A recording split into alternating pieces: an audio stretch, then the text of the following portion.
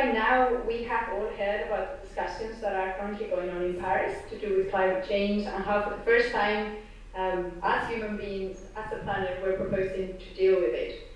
We know as well that fossil fuels are finite resources and so is nuclear, so the questions that are left to answer are how many reserves do we have left? And although I'm not sure this will be discussed in Paris, we should probably also ask whether we should leave any of those reserves untouched in the ground. I'm coming from the end of much like the Stone Age didn't end because of lack of stones, perhaps the fossil fuels era could end because we have found cleaner and better options. As I mentioned at the beginning, I'm going to talk about the possibility of powering the world 100% with renewable energy.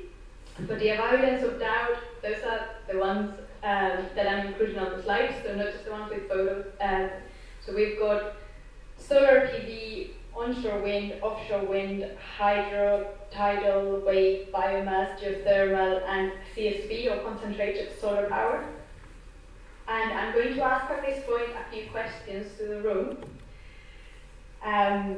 What I want is a hands up, a very quick hands up. So the first question that I'm going to ask is 100% renewables feasible with current technology? Yes or no? So if you think yes, please put your hand up.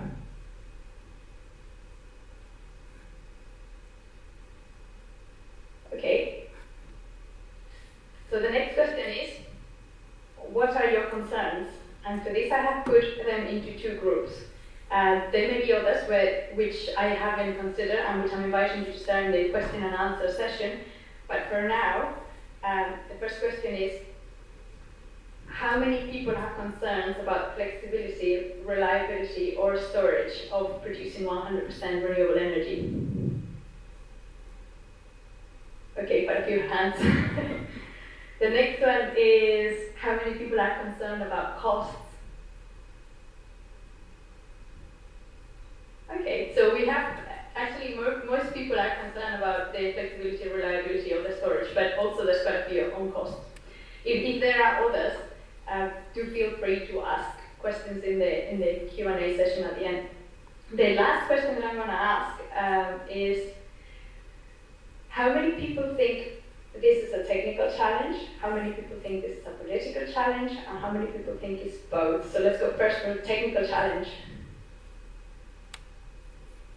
Political challenge? Both? Okay, most people think it's both. Great. Let's move on to the next slide then. I hope I can address some of the previous questions, and in particular, if I could have a view again of the slides, please. Great. And in particular, I hope I can give you some examples on, and let's start on whether 100% renewables is possible now, and whether this is a technical or a political challenge. The examples that I brought for this purpose are from South America. So let's start with the first one. This is Costa Rica. You may know this country because this is the biggest exporter of pineapples in the world. And it's also quite a peculiar country because it has decided to do without an army. At present, this year they managed to go 94 consecutive days without using any fossil fuels for electricity. And they have a mix of 78% hydro, 12% geothermal, and 12% wind. And they have decided to put a pledge in Paris for 100% renewable energy by 2021. This is excluding transport. Obviously, transport is mainly based on oil.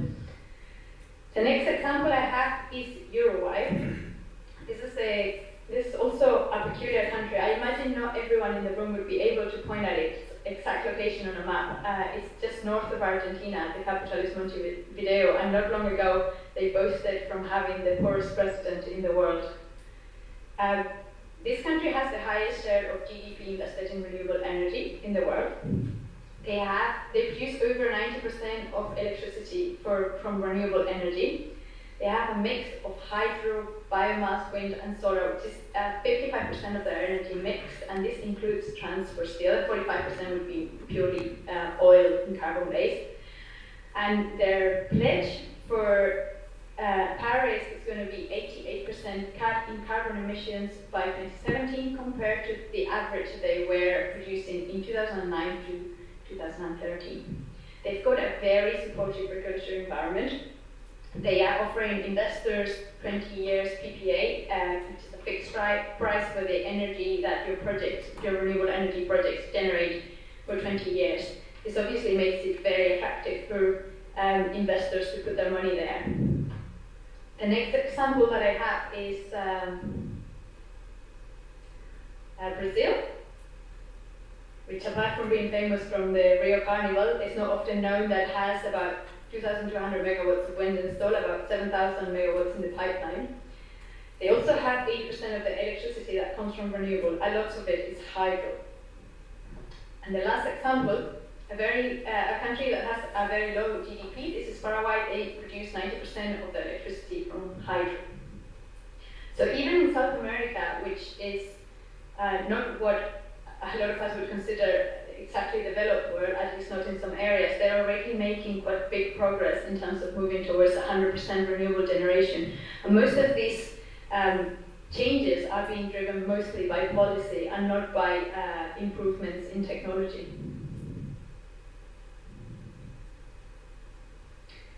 Okay, so this hopefully answers more or less whether current technology is able or not to deliver 100% renewables. But we then have, in addition to this, we had the issue of cost, which worried some people. And I also want to bring a couple of examples from this. The first one is Chile. This year, the government ran 2 energy tenders to supply electricity. All sources of energy could compete in these tenders. The last tender was in October 2015, so a month and a half ago. The tenders are purely allocated on the basis of prices, of the price that is offered, i.e. the lowest cost of energy generation is chosen, provided that all required environmental and transmission, etc. permissions are in place. I want to make the point now that in most of South America, and in particular in Chile, the concept of subsidies of any kind is just not feasible politically. And nevertheless, 100% of the tender was allocated to renewable energy project. The question is, and the price was very, very good, $79.3 per megawatt hour. Again, the government offered a fixed price for 20 years for renewable energy generators. The question is, what changed between this tender and previous tenders? And the answer is very simple, mostly the rules of the game. So what they did is all projects were allowed to bid in hourly slots, i.e. you could put a bid to supply energy between 10 a.m. and 18 hours instead of having to put bids to supply 24/7. And this was great news for solar projects because effectively it reduced the risk a lot. They're not going to be generating during the night, but they didn't have to enter into a contract when they had to take a really big risk for generating at night when they couldn't do it and they would have had to buy energy into the spot market. The second example is not actually on the slide. It's a report from Bloomberg New Energy Finance, which compared earlier this year the levelized cost of energy of different sources of energy. If you get the slides, I've actually included this in a couple of slides back. The link is there. But you will be surprised to find that wind and solar already have grid parity, i.e. purely on an economic basis. They can compete with most fossil fuels apart from gas in many places in the world. So the last question that I'm going to pose to the room on the matter of cost, and given that there's always a lot of talk about renewables needing subsidies, is whether it's fair competition to have a framework which allows to externalize costs. The cost of carbon, the cost of, for example, nuclear waste and decommissioning, and the environmental and health effects cost. I'm not going to answer that question, and I don't necessarily want you to answer it with a hands up, but what I want is to bring to your attention that when we talk about the matter of cost and whether renewables are a feasible option, it's important to put into context as well as all of these externalized costs, which with the current rules we don't take into account. So how about storage then? This was a question that worried quite a few of you. So the lack of reliability or the unpredictability of some renewables. So the last technical challenge that we have to address is where are we on the storage front? So first, what do we have? We have batteries, okay. They are getting better all the time, but they do have a limited lifetime, and they also produce quite a bit of hazardous waste. Not to mention that they're quite expensive. If we then move on to other options, what are the other options if we were to go 100% renewables? And there are two obvious ones. The first one is CSP, or concentrated solar power. Here the idea is to concentrate the energy from the sun either in a tower with heliostats or via a concentrator, and use this energy to heat some salt with very high specific heat. This salt is then used to create steam and then move a turbine just like any other type of traditional or conventional generation. There are some examples of this in the US and also in Spain. This does work better in places with a lot of direct irrigation, such as Southern Europe and not the UK. The only plus that we would have here is that, well, it's more expensive than wind or solar PV, but it also produces zero carbon, which is a big plus compared to fossil fuels. And also, there are no nuclear waste issues. So again, perhaps we do need a political framework that levels the playing field. So that's the first renewable. The second that has storage, the second one would obviously be hydro, which is not possible just anywhere, and also has environmental and social impacts. Plus it adds some interesting fun when we have low rain years. But there are also some novel ideas regarding hydro. And the idea is to combine hydro principles with wind and solar into what is called wind or PV combined with pumped storage. And I'm going to give you an example also from South America. This is a project that is in northern Chile in development. So, next slide, please. This place is in northern Chile. The company developing is called Valhalla, and it's a proposed project which will combine 300 megawatts of PV with pumped storage. It is in the desert, so the only available water is seawater. The idea is quite simple. They have a 630-meter high cliff right next to the sea, and at the top of the cliff there are some concave formations. They want to use solar panels to pump seawater up the cliff and into the concave formations and use this as a storage system to be able to provide electricity 24/7. This project is also being developed completely without any subsidies, because as I said, in Chile this is just politically not possible. Having looked a bit at the context on the feasibility of 100% renewables, I think I should move on now to the next part of the presentation, which are specific engineering challenges that are present in the region being South America, or in this case Chile in particular, which is where we're doing most of our work right now. I first would like to give you a bit of context of this, so let's start with something easy. Next one. Hopefully we're all clear on this, that America is not Europe, but hopefully I can also take you to the next step, which is it's also not Canada or the USA. And the problems that arise in South America are often quite specific to the regional conditions. I'm going to talk about 3 specific topics. The first of them is soiling losses. The second one is resource modeling of thermal winds, and the third one is power curve. All of these affect energy production, and ultimately this affects where the investors are going to be putting their money. So let's have a specific look at Chile to put you a little bit into context.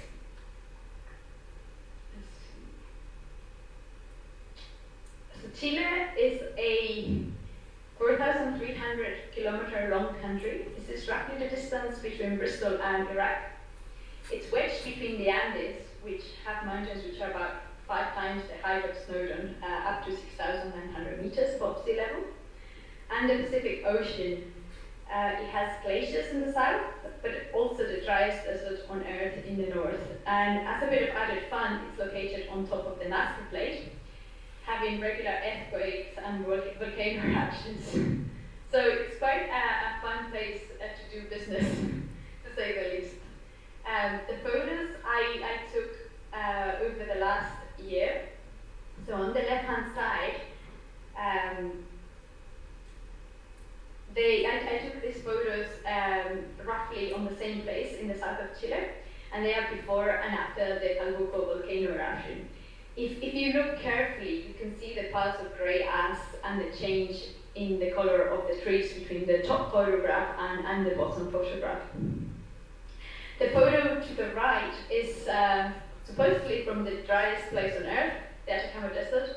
This year, though, due to El Niño, we had some very heavy floods in March, which wiped out whole villages and put the country in state of national emergency.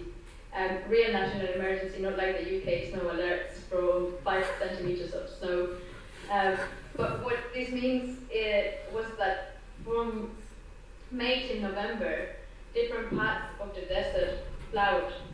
And this is a known occurrence which happens every 7 years or so, but usually it lasts about a month, and this year was the biggest flowering we've had for the last 18 years. I know you know a little bit more about Chile. Let's move into some technical challenges one might encounter while working here. And the first one we're going to deal with is soiling losses. Okay.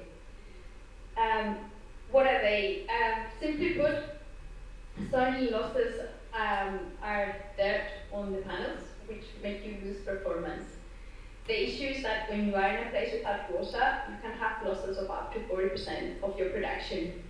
Actually, the photograph on the right, that's from Saudi Arabia. We've never seen something that extreme in Chile, but we have had reported losses of up to 40%. So we had the task of dealing with this issue, being aware that the desert in Chile is a very diverse place. The first thing that we suggested was to make measurements in different places to be able to select the most appropriate site locations to develop.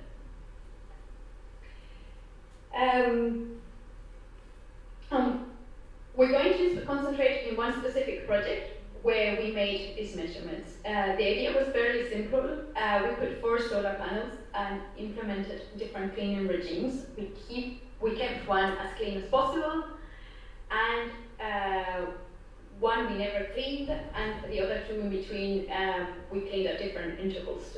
So one once a month and once every 4 months. And we tried to compare the performance. We also had somebody, the person that went to clean, to take photographs before and after it's clean, to keep a maintenance log and make sure that everything was documented. And this is quite important as well, because this is a place where communications, record keeping, and everything else is not so simple. Okay. So here is 1 year of data in the next slide. You may not appreciate it immediately, but what we saw was quite surprising. The 100% line represents our clean panel.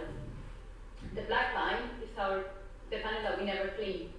What is interesting is that although the trend is generally that the dirty panel gets dirtier over time, so it's losing performance, it's also clear that there are plenty of events where without any human intervention, the panel seems to recover performance. So all of the lines, when it goes back up, these are actually quite unexpected and surprising event. And what I'm going to do now is ask you, or take you through the biggest recovery in performance of the event. Next slide, please, Paul. There we go. So that's the event that we're going to be looking at. And again, next slide. So around that time, there was, actually before I go into this, the other thing that I think is interesting to mention from the previous slide is that at no point we reach below 97.5% of the clean panel. So even though we're having losses and the dirty panel is getting dirtier, we're having very low losses, and something is happening there. So let's look then at this event. There was a sandstorm around that time, and we sent our maintenance person to clean the clean module. When that happened, when we cleaned the module that was supposed to be cleaned, we immediately noticed that the performance of the other 3 modules was lower because they weren't cleaned.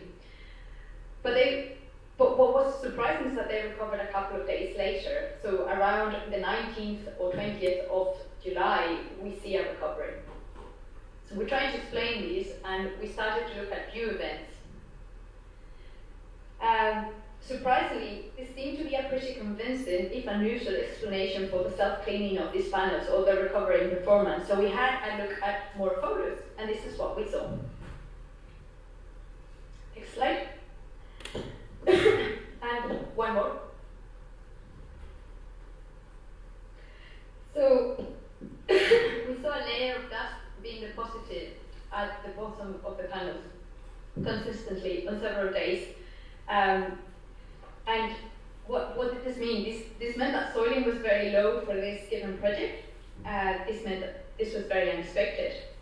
But we also noticed that this was quite a special place. This is not like this everywhere. Next slide, Paul. And one more. Oh, hold on. Okay, yeah, there we go. So in some places, we also had dew action. Nevertheless, as you can see, the dew deposited dust at the bottom, but first it didn't clean the panel completely, and second, that bottom layer of soil or of dust did decrease the performance significantly. So things to bear in mind here is that just because you have a place called the Atacama Desert, that doesn't mean that you're going to be able to have any findings that are necessarily consistent with all the projects that are happening in this area. So we're going to move on to the next technical issue, which is wind resource modeling. Okay. Wind resource, I don't know how many of you have had anything to do with this topic, so I'm going to keep it fairly simple. Wind resource is mostly done with one software called WASP, that is a linear flow model and which was developed in the 80s in Denmark. Works great in Northern Europe because we have pressure-driven winds.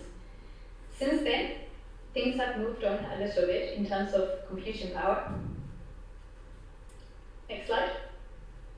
Yeah. And what this means is that in places like in Chile, we should perhaps be looking at other solutions. So next slide, Paul. What we have in northern Chile are not pressure-driven winds like in northern Europe. We have thermal winds. They're called anabatic and kashabatic winds. And they're a little bit different from pressure-driven winds. Next slide. This is a Google Earth image of a place in the Atacama Desert. This is quite typical. We have fairly flat terrain, mountains in the distance, and quite a steep valley.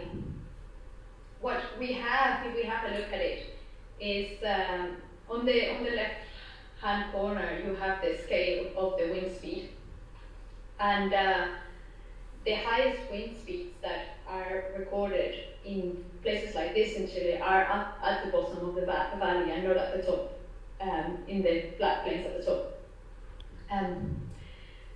And so what we have is a situation where in northern Chile we have the higher resource at the bottom of a valley, when in fact WASP is telling us the opposite, which is with wind speed increases with altitude. This is quite typical in the UK, quite typical in Germany, and it's a very good model for these countries that have pressure-driven winds, but it's not the situation that we have here. And now I'm just going to show you what sort of impacts this has in our modeling. What are the options? The options that many consultants are using is it's just using an increased uncertainty, so they use WASP anyway, and they say, okay, well, the model doesn't work, I know it doesn't work, but I treat that as an uncertainty. And the option that all the consultants are proposing, or as far as I know, not so many other consultants, but we are proposing this at the moment, is to use CFD, which in Europe is mostly used for dealing with complex terrain. So if you're in a very complex orography place, then you would use computational fluid dynamics to see where you get flow separation. In the Atacama, terrain is quite simple. What is not simple is the atmospheric stability. So the idea of this is that when our wind is encountering an obstacle, what we want to know is how does the wind flow behave when it's meeting the obstacle. Is it going above it or is it surrounding it? And different atmospheric conditions behave differently. Next.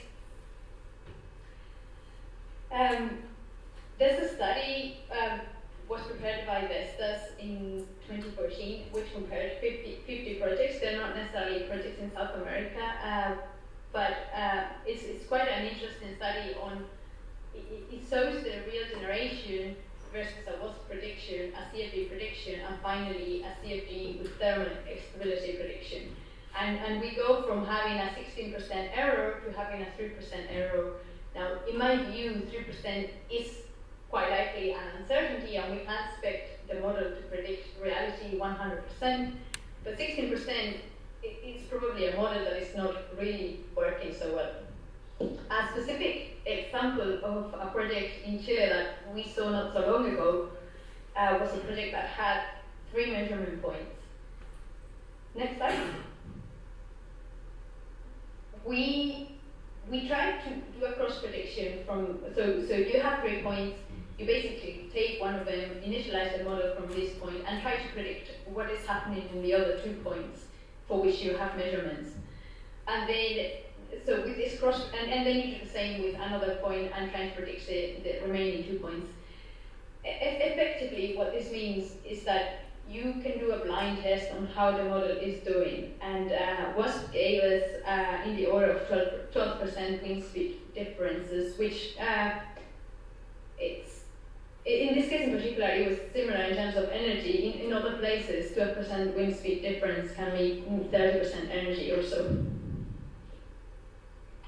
So again, is this an uncertainty, or is this a model that is just not working? And yet, we just go on and on trying to use, because this is what gets used in Europe or in quite a few places in the States, and this is what's considered best practice and state of the art. So moving to the last sort of topic that I'm going to be discussing in terms of technical challenges, I have power curves. It's also a wind topic. The picture on the left is a power curve. So we have the power on the y-axis and the wind speed on the x-axis. And the question is, obviously, when we talk about wind speed in a wind turbine, we normally are dealing with wind speed at hub height. But as you can see on the graph on the right, having the same wind speed at hub height may mean that our wind carries different percentage of, or just different content of energy according to the wind shear, which is how is my wind changing with altitude. So these power curves are normally referenced to an air density, turbulence, and or shear conditions. And what the model will tell us that is normal conditions would be probably a shear of about 0.2, a coefficient of about 0.2. What we see in reality, though, in real life in Chile is a little bit different, because if you can see in the slides, this is actually a typical day of a project in the north of Chile and a project in the south of Chile, and you can see that, I mean, it's a little bit throwing the model away because we have pretty intense shear inversions, both in the north and, well, in the south not so much, but we also have shear that is completely different to the 0.2, 0.3%, which are defined as normal conditions. The question is, again, do we deal with this again as an uncertainty, or do we need to make more of an effort and think what percentage of the time is my project actually working outside what is considered standard conditions? When I make a prediction, I want to know if, by using the power curve the manufacturer is giving me, am I actually predicting what is happening in my project or not?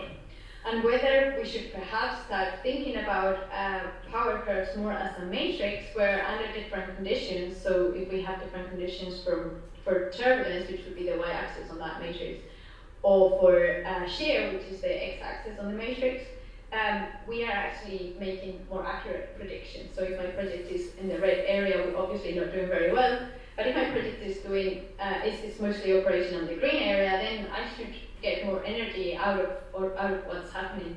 And up till now, what's a lot of companies that are developing wind energy are doing, and again, this is a bit of a leftover from having worked in Europe, is that they measure at 2/3 of hub height or at hub height, if you're lucky, when in fact we need to know everything that is happening all the way up to tip height to see what is actually happening with the inverted shear coefficient.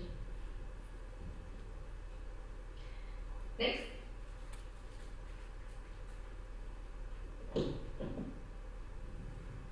Okay, the last issues, they are also technical issues and refer to the fact that the conditions over here in terms of infrastructure and access are not what we may be used to.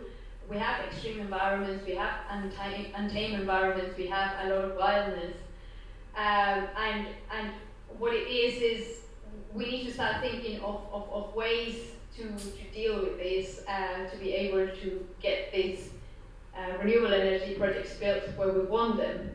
We also have additional issues like, well, the earthquake codes obviously are very good for buildings because the people in Chile have a lot of experience building houses, but they're not necessarily always applicable to wind turbines, for example. And all of this is lagging a little bit behind. I think as it's normal in any place where a new industry arrives. What this means is that experienced engineers with language skills are actually very valuable on this side of the world.